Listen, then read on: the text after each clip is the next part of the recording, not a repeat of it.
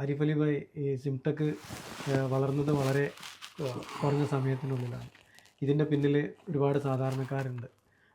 നിങ്ങളുടെ ഈ ഒരു കുറച്ച് വർഷങ്ങൾക്കുള്ളിൽ ഒരുപാട് കമ്പനികൾക്കിടയിൽ നിങ്ങൾ ഇത്ര ധൈര്യത്തിൽ സത്യസന്ധമായിട്ട് ഈ ഒരു ബിസിനസ്സിനെ ഡെവലപ്പ് ചെയ്യാൻ വേണ്ടിയിട്ട് ഈ ഒരു ഫീൽഡിൽ കിട്ടിയിട്ടുള്ള ഒരു എക്സ്പീരിയൻസ്, ഒരു സാധാരണക്കാരൻ്റെ ഒരു അനുഭവം അല്ലെങ്കിൽ ഒരു പ്രവാസിയുടെ ഒരു അനുഭവം സിംടെക്കുമായി ചേർന്നപ്പം അവർക്ക് കിട്ടിയ, ഒരിക്കലും പ്രതീക്ഷിക്കാതെ കിട്ടിയ ആ ഒരു മാറ്റത്തെക്കുറിച്ച് പറയാം.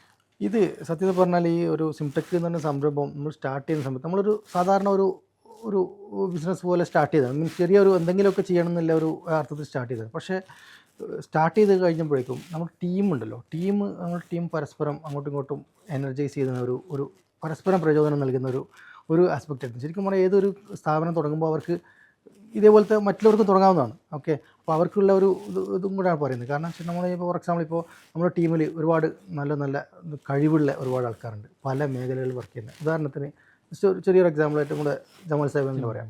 ഇപ്പോൾ സംബന്ധിച്ചോളം ശരിക്കും പറഞ്ഞാൽ ഒരുപാട് ഹോട്ടൽ അപ്പാർട്ട്മെൻറ്റ്സ്, ഏകദേശം 10-20ഓളം കമ്പനികളുടെ ഓണറാണ്. മാത്രമല്ല ഷാർജ ചേംബർ ഓഫ് കൊമേഴ്സിൻ്റെ എക്സിക്യൂട്ടീവ് മെമ്പറാണ്. അതുപോലെ ഒരുപാട് സാംസ്കാരിക സാമൂഹിക പ്രവർത്തനങ്ങളിൽ ഏർപ്പെടുന്ന ഒരു വ്യക്തിയാണ്. അങ്ങനെയുള്ള എത്രയും ഇത് ടൈം എന്താ പറയുക, ഇമ്പോർട്ടൻസ് ടൈം ഇതുള്ള ആളാണ് ഇങ്ങനെ ഒരു കാര്യത്തിന് ഇടപെടുന്നത്. അപ്പോൾ ആളൊരു ഇനിഷ്യേറ്റീവ് എടുക്കുന്ന സമയത്ത് നമ്മളെപ്പോലത്തെ ആൾക്കാർക്ക് വിചാരിക്കും എങ്ങനെ ഇപ്പോൾ ആൾ ഇത്രയും ഇമ്പോർട്ടൻസ് കൊടുക്കുമ്പോൾ നമ്മളെങ്ങനെ അതിൽ ഭാഗമാക്കാതെ നിൽക്കുന്നു, നമ്മൾ ഓട്ടോമാറ്റിക്കായിട്ട് എന്ത് ചെയ്യും, അതിൻ്റെ ഭാഗമാവും. അപ്പോൾ ഇങ്ങനെ ഒരുപാട് ആൾക്കാർ, 1-2 ആൾക്കാർ, ശരിക്കും പറഞ്ഞാൽ ഒരു 10 അംഗ ടീമുണ്ട് നമ്മുടെ.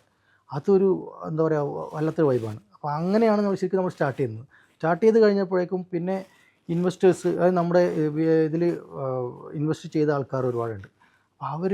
അവർക്ക് എന്ത് ചെയ്യും, നമുക്ക് എല്ലാ ഓരോ ക്വാർട്ടറിലും നമുക്ക് എന്ത് ചെയ്യുന്നു ഒരു എമൗണ്ട് പ്രോഫിറ്റായിട്ട് കൊടുക്കാൻ പറ്റിയിട്ടുണ്ട് ഇതുവരെ.